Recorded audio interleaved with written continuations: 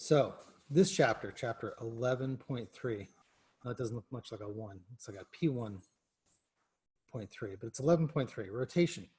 So we just studied two other things, transformations and reflections. Now we're looking at rotation. So if we think of this puzzle piece, for example, we have this puzzle piece with this black part sticking out to the left. We can rotate this puzzle piece. We don't change its shape at all, but we can rotate it. We can have the puzzle, we can have the black part pointed up, or we can have the back part pointed to the right. We could actually rotate it in either direction. Rotating the way I'm rotating right now is called counterclockwise because it goes the opposite way that a clock hand is going. Whereas rotating this way is called clockwise.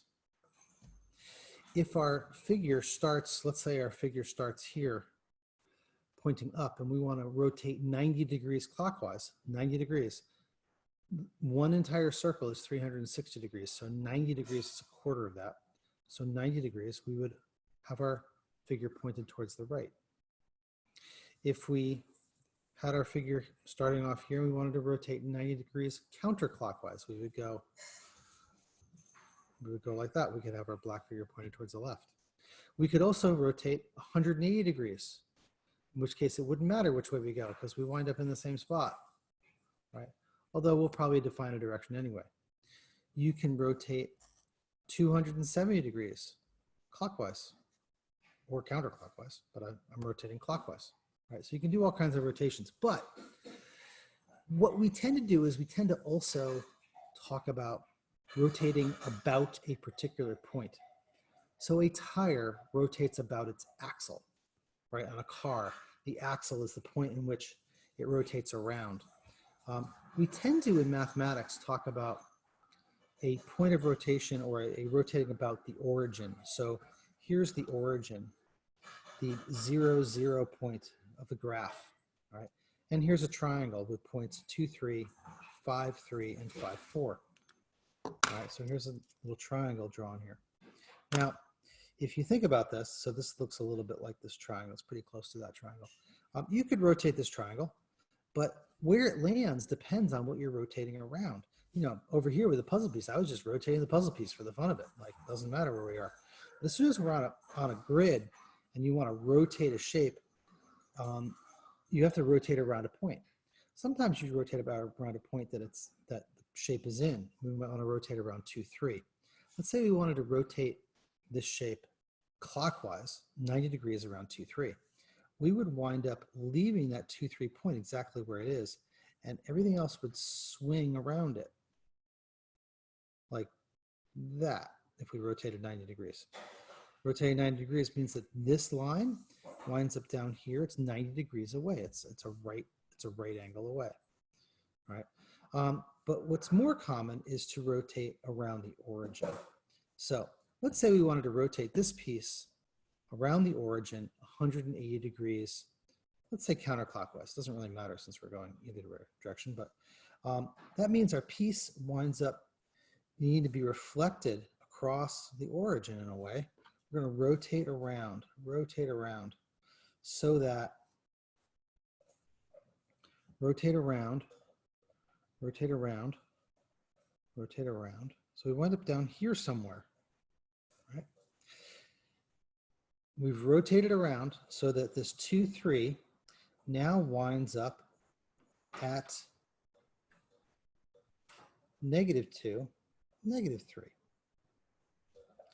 And the 5, 3 goes way around here to -5, -3.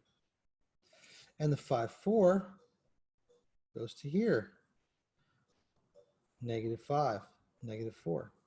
Now, in the last two videos, we noticed how we had negative signs and we flipped across origins, or flipped across the x-axis and flipped across the y-axis rather. We had negative x values when we flipped across the x-axis and negative y values when we flipped over the y-axis.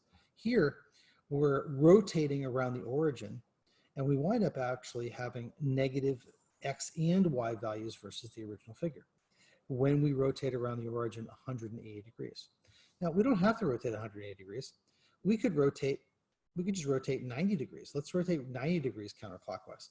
So if we start off with our original figure again, we're going to rotate 90 degrees clockwise. We wind up over here somewhere. The question is where? Do we wind up here? We wind up here? I think we wind up here. So this 2, 3 winds up over here as -3, 2. Right? This 5, 3 winds up over here. Now once you have that point started, you can think, oh, this I had 3 units to the right. So here I'm going to go 3 units up. Right? And we wind up at -3, 5. And then from this spot, I want going up 1. That means from this spot, I need to go to the left 1. And we wind up at -4, 5. Right? So there's another way we can change our values when we flip around the origin. 90 degrees, we wind up changing one of the signs, but we also flip the X and Y values. Right? So this is a little trickier than the last chapter, but really it's about practicing using the X and Y values in the right places. We have quadrant 1, quadrant 2, quadrant 3, quadrant 4, quadrant 1, quadrant 2, quadrant 3, quadrant 4, right? And we'll talk about those in more detail at some point, I think. But quadrant 1, your X and Y values are all positive. Quadrant 2, your X values are negative, but your Y values are positive. Quadrant 3, both values are negative. Your X and Y values are negative. And in quadrant 4, your X values are positive, but your Y values are negative. All right. So there's a little bit about rotation, enough to get you going on the homework, I think. I hope. Good luck with it, and I'll see you in class.